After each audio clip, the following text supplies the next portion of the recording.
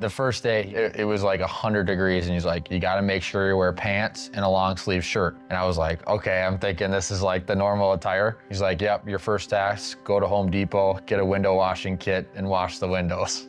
I was sweating so hard, it was so funny. Father-son dynamic in business is sometimes not good, it's treacherous. Didn't happen with Jake and I don't think.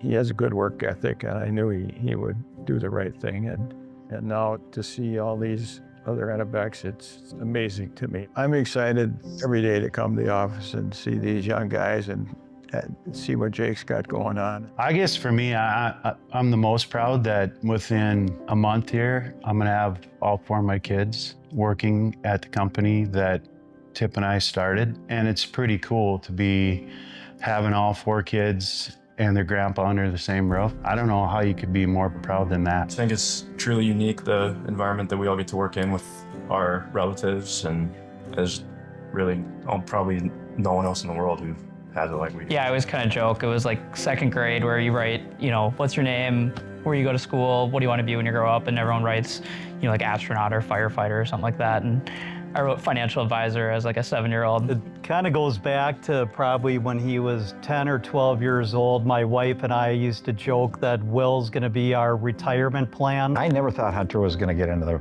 commercial real estate business. In fact, when he was young, he was like, can't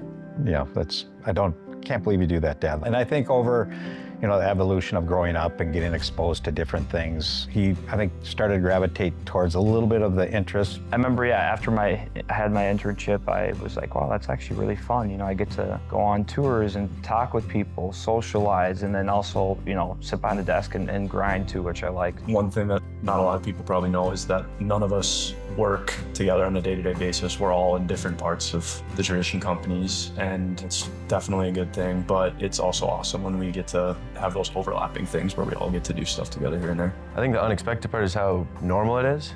He's my dad, we work at the same company, and it works. Yeah, I guess one specific thing I've learned from both my dad and grandpa, this is both on and off the job, is just always to try to do the right thing and be a force for good. He's really good at attention to detail on things, and I think that's kind of one of the qualities that makes you really good at what we do. I'd say the biggest thing I learned from my dad was just treating people the right way, whether it's at work, on the golf course, on vacation, always just making sure they're well taken care of. I see a lot of similarities on how he takes care of people because he's seen it for so many years. I get a lot of people saying, oh my God, Tucker's gonna be so great at this job, and it just warms your heart. I think just hard work is kind of the main thing I've learned from him. He's always taught me growing up that hard work is important, and make sure you put time and effort into it.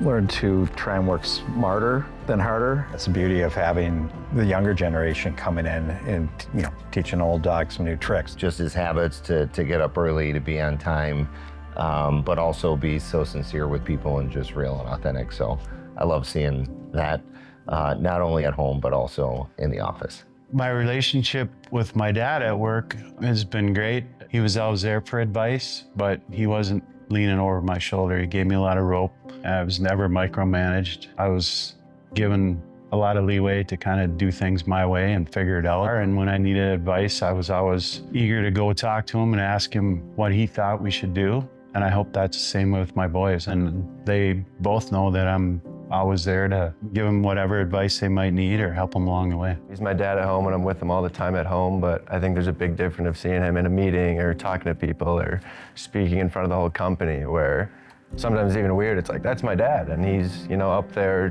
dialed in, doing the work. He still comes in on weekends, long nights, late meetings, all this other stuff that I don't think a lot of people really see.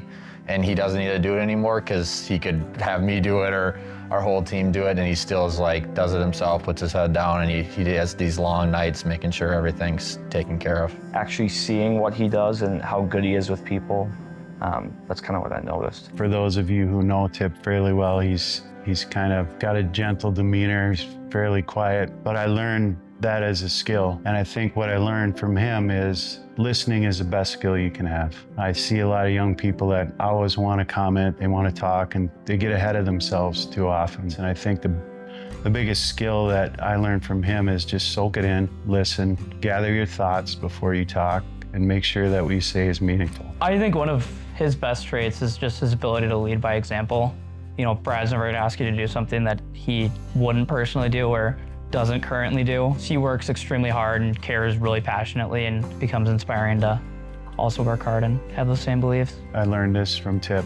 One is culture is the most important thing that we can create within our companies. The other thing that I talk about all the time is reputation. Tip's famously told me reputation is the hardest thing to get and the easiest thing to lose. You need to do the right thing. If you're always doing the right thing, good things will happen. This is something that I truly believe to my core. But I think being a person of your word is just something that God honors, that when you give someone your promise and your commitment, you're gonna follow through, you're gonna do it. You know, the golden rule, you know, you treat people like you want to be treated. And if you haven't done the preparation to get them ready, you need to be there for the good times and the bad times. Again, work ethic is super important. Dealing with adversity, because no matter what you do, you're going to face adversity. Every morning you got to wake up and put on your pants and go right back at it, because things aren't easy and not meant to be easy. To see the blood, sweat, and tears that you put in, and then have him step in and watch not only me, but the rest of our group and how we take care of people, you know, I couldn't be prouder of you.